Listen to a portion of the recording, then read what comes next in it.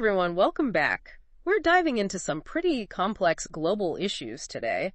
Those situations you really need to understand, but it's hard to cut through all the noise. Exactly. It can be a real challenge. Today we're focusing on Lithuania, specifically the security threats they're facing in 2025. Should be interesting. Absolutely.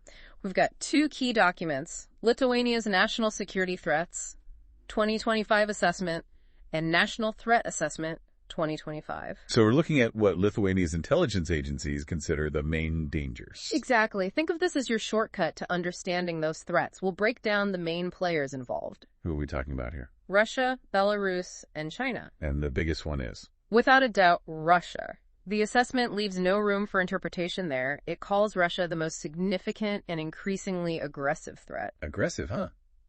In what way? Well, the report uses this interesting phrase. It says Russia sees its relationship with the West as a gray zone between war and peace. A gray zone. So not full-blown conflict, but not exactly friendly either. Exactly, which makes their approach fundamentally unpredictable, even volatile. So what does this gray zone approach look like in practice? Think multi-pronged. You see the violence against states that don't align with their interests, like what's happening in Ukraine. Right, a very clear example. But it goes beyond that.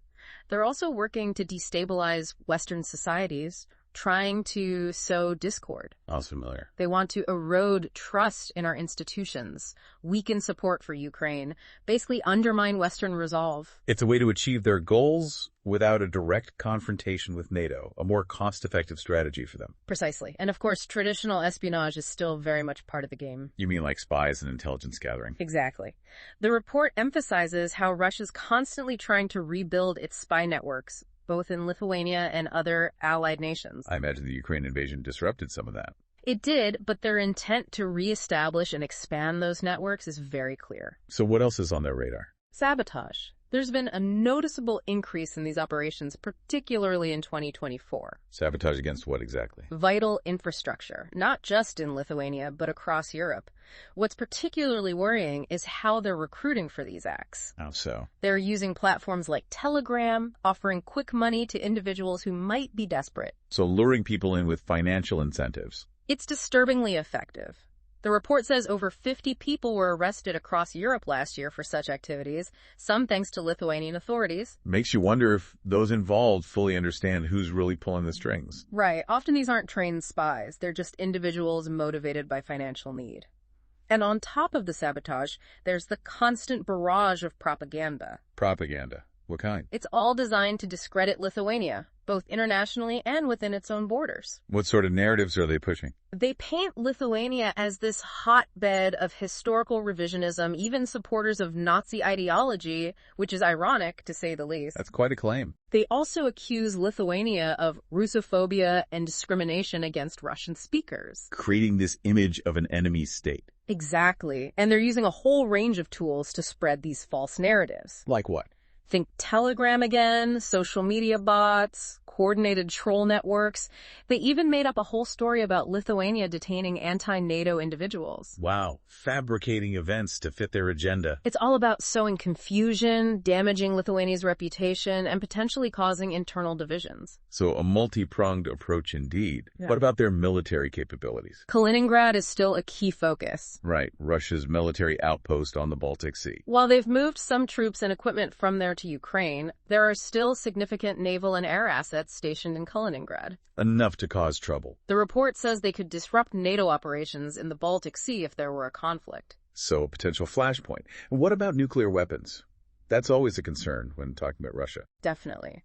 The report addresses Russia's updated nuclear doctrine and how they use nuclear rhetoric as a tool to influence decisions. A form of intimidation, basically. Exactly. They've expanded the conditions under which they might consider using nuclear weapons.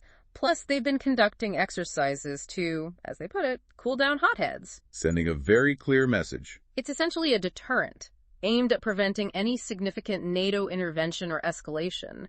They're raising the stakes. Playing a dangerous game. The report also mentions increased surveillance within Russia itself. Yeah, it's interesting. They draw a parallel to China's social credit system. You mean with all the surveillance and data collection? Exactly. Russia's building a centralized video surveillance network using facial recognition. They've also got AI-powered tools like Oculus to monitor online content. officially for public security, but it also helps them control dissent. Absolutely. And they're implementing things like face pay in the metro, using facial recognition for payments. Wow, so this surveillance is becoming deeply integrated into everyday life. It is. And their intelligence operations are getting more sophisticated, too. Remember the GRU illegal they caught in Lithuania? Yeah, that was a big deal in 2024. This person was operating under their real identity, but hiding their true affiliations. They managed to infiltrate Lithuanian political organizations. Which ones? The Lithuanian Union of Political Prisoners and Deportees, and the Homeland Union Lithuanian Christian Democrats. They were gathering intelligence from within these groups. Bold move, trying to get information straight from the source. And it shows how persistent and focused they are. Now, shifting back to Ukraine, it seems Russia's core objectives haven't changed. What are they still aiming for? The assessment is very clear. They want Ukraine to become a dependent state. Yeah. And they want the West to acknowledge their supposed right to interfere in their neighbors' affairs. So they haven't backed down from their initial goals.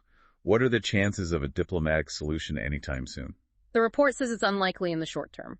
The Kremlin believes they're superior to the Western democracies supporting Ukraine. So they're digging in, thinking they can win this war of attrition. It seems that way. They're even strengthening ties with countries like Iran and North Korea, forming alliances to counter what they see as Western dominance. Interesting how those alliances are shifting. Despite the sanctions and the strain of the war, Russia seems able to keep funding its operations. They must be spending a fortune. They are. Their military spending's projected to hit 6.3% of their GDP this year. That's the highest it's been since the Soviet Union collapsed. They're willing to bear significant economic costs to pursue these policies. Absolutely.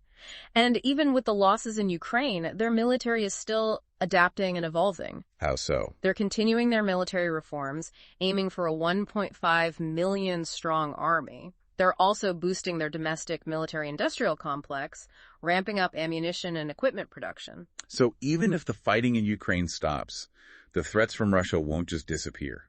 Not at all. The report makes that very clear. Even a frozen conflict wouldn't eliminate the threat of aggression, sabotage, or those insidious influence activities. Now let's talk about Belarus. The assessment paints a picture of increasing dependence on Moscow. Lukashenko's regime, right? Yeah. Reliant on Putin's support to stay in power. That's the gist of it. Lukashenko's consolidated his power after the, shall we say, controversial 2025 presidential election. Controversial. Let's just say there were widespread doubts about the fairness of the process, and now he's trying to get Western recognition as the legitimate leader. So playing the legitimacy card. Exactly.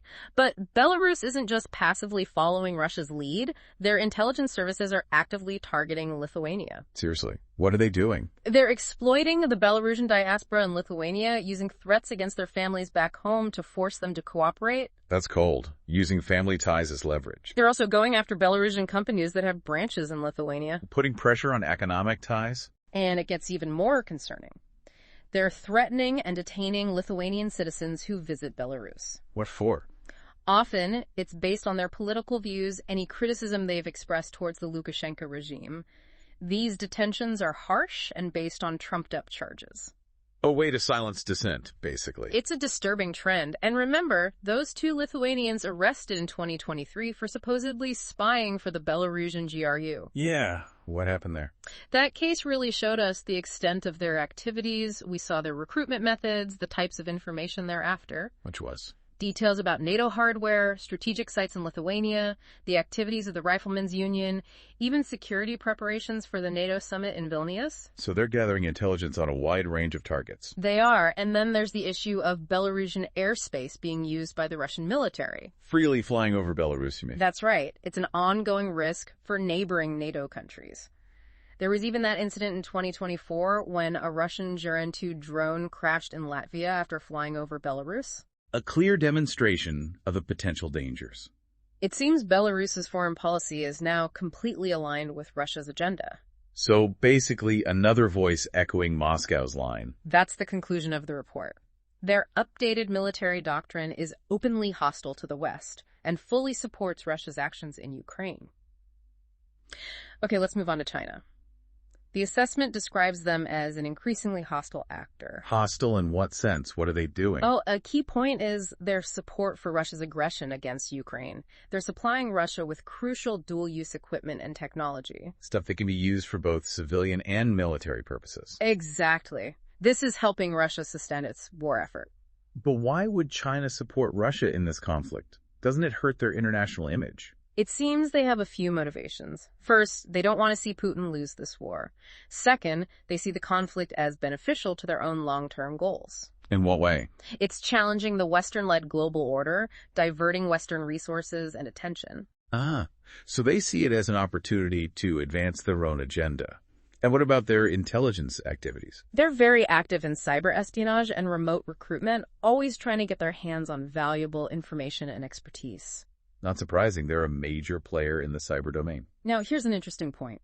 Despite the diplomatic tensions over Taiwan, China's still interested in Lithuania's scientific achievements. Really? What are they after? Specific areas like laser technology, semiconductors, and biotechnology. They're likely trying to access this knowledge through espionage and academic collaborations. Espionage makes sense, but academic collaborations. It's a subtle way to get information. The report even mentions China's 7 sons of national defense universities, which have close ties to their military. So seemingly harmless exchanges could actually be a way to transfer technology. Exactly. It's a tricky situation for China, trying to support Russia while maintaining economic ties with the West. A delicate balancing act. To avoid sanctions, they're trying to keep the most sensitive aspects of their cooperation with Russia under wraps. Makes sense. They don't want to provoke the West too much. Now let's talk about cross-cutting threats, those that go beyond any single actor. Okay, what are we talking about here? Well, we've already discussed Russian propaganda, but it's worth repeating how relentlessly they're trying to undermine Lithuania with these narratives about historical revisionism, Nazism, and Russophobia. Using all those online channels to spread their message. And then there's cyber espionage, a constant and evolving threat. Both Chinese and Russian intelligence agencies are targeting Lithuanian institutions and infrastructure. Trying to steal secrets and disrupt operations. They're exploiting human vulnerabilities, using psychological manipulation to trick people. They're also adopting techniques from criminal hacker groups and focusing on cloud infrastructure. Constantly adapting their methods. And the rapid development of artificial intelligence is adding another layer of complexity. AI, huh? How's that playing into things? They're using AI to create increasingly convincing fake content, like deepfakes. It's also being used to make cyber attacks more effective and harder to defend against. So AI is both a tool and a threat in itself. Definitely. And the world is becoming increasingly unstable in general. The report highlights several crisis regions around the globe. Which ones are they most concerned about? Tensions in the Middle East remain high, even though there have been some power shifts. Iran's axis of resistance has taken some hits, but the potential for future conflict is still there. And what about Iran specifically? What are they up to? They're increasingly targeting their adversaries in Europe, using criminal gangs to carry out attacks. So they're outsourcing their dirty work. In a way, yes. And instability isn't limited to the Middle East. Several regions in Africa are also a growing concern, particularly the Sahel and Sudan. What's happening there? The report mentions Russia's increasing involvement in Africa, exploiting instability to expand their influence. How are they doing that? They're supporting military regimes and spreading anti-Western propaganda. It's a low-cost, high-impact strategy for them. Trying to gain a foothold in these vulnerable regions. Exactly. Now let's address the threat of terrorism. The assessment indicates a significant and evolving terrorist threat in Europe. What are the main concerns there? International terrorist groups are exploiting the Middle East conflict for propaganda, spreading anti-Western and anti-Semitic narratives, and calling for jihad. There's a real risk of online radicalization, even in Lithuania. So the conflict in the Middle East is having ripple effects across the globe. It is. And it's not just Islamist extremism that's a concern. The report also points to the growing risk of right-wing extremism, particularly among young people in Lithuania. Right-wing extremism. What are the signs of that? They mention a violent hate crime group that was dismantled in 2024, and they talk about online radicalization happening in closed social media groups. So a mix of real-world and online threats. Exactly. While the chance of a large-scale terrorist attack in Lithuania might be relatively low, the broader trends in Europe do have an impact on their security. So a complex picture overall. Very much so. This deep dive shows just how intricate and interconnected the security challenges are for Lithuania in 2025. It's not just one threat, but a whole web of them, all intertwined. And the actions of Russia, Belarus, and China often overlap and reinforce each other, making it even more difficult to address. Exactly. Understanding these dynamics is crucial for making sense of geopolitical influence and security policies in the region. It gives you a framework to understand why Lithuania and other countries in the region are making the decisions they are. Precisely. So here's a final thought for you all to consider. We've talked about military aggression, espionage, cyber attacks, propaganda, and terrorism. Given this complex mix of threats, what do you think poses the biggest long-term challenge to Lithuania's security? And what strategies do you think they could use to effectively address it? Keep exploring these topics and thinking critically about everything we've discussed today. It's a fascinating and ever-evolving landscape. Thanks for joining us for this deep dive. Until next time, stay informed and stay engaged.